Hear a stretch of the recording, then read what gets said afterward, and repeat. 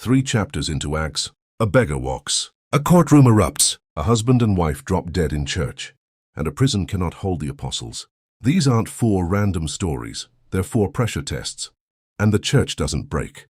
So how did a group of unschooled fishermen become the people the most powerful court in Jerusalem could not stop? Peter and John walk to the temple at 3 in the afternoon, the hour of prayer. At the gate called Beautiful sits a man who has never walked, 40 years old, carried there every morning, asking the same thing every day, coins. Most of us know what that feels like. Sitting at the same gate, asking for the same thing. The same job, the same relationship, the same prayer. We've learned to expect the coins.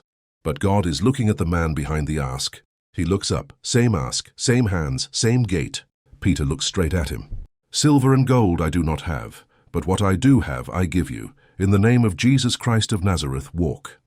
He wasn't offering coins, he was offering a person. And the man didn't stand up, he leaped. 40 years of I can't, gone in a word. The crowd erupts. Peter tells them it wasn't his hand, it was faith in his name. But what Peter says next is what changes everything, and it has nothing to do with the miracle.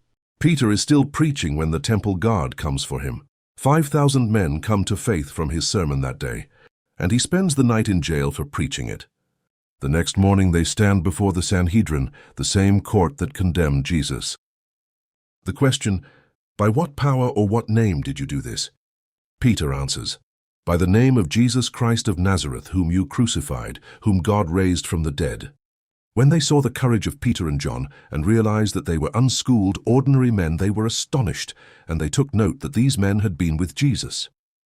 This wasn't proximity, it was resemblance. They had been with Jesus, and it showed. The court orders them to stop preaching in his name. Peter answers, which is right in God's eyes, to listen to you or to him.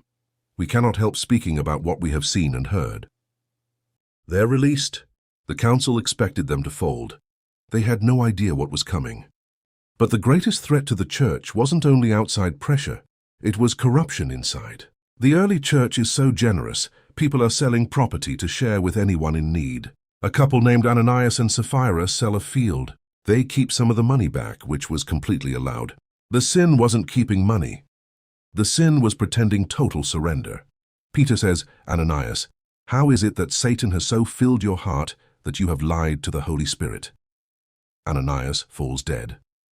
3 hours later, Sapphira walks in. She repeats the lie. She falls dead too, and great fear seizes the whole church.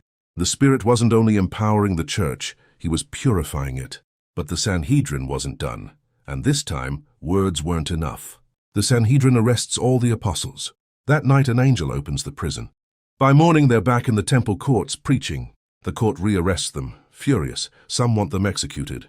Then a Pharisee named Gamaliel stands up and says, if their purpose is of human origin, it will fail. But if it is from God, you will not be able to stop these men. The court accepts his counsel and flogs the apostles first. The apostles left the Sanhedrin rejoicing because they had been counted worthy of suffering disgrace for the name. They walked out bleeding and went right back to preaching. Acts 3, 4, and 5 is a pattern. Religious power could not silence them. Corruption could not survive among them. Prison could not contain them. Suffering could not discourage them. The resurrection had convinced them Jesus was alive.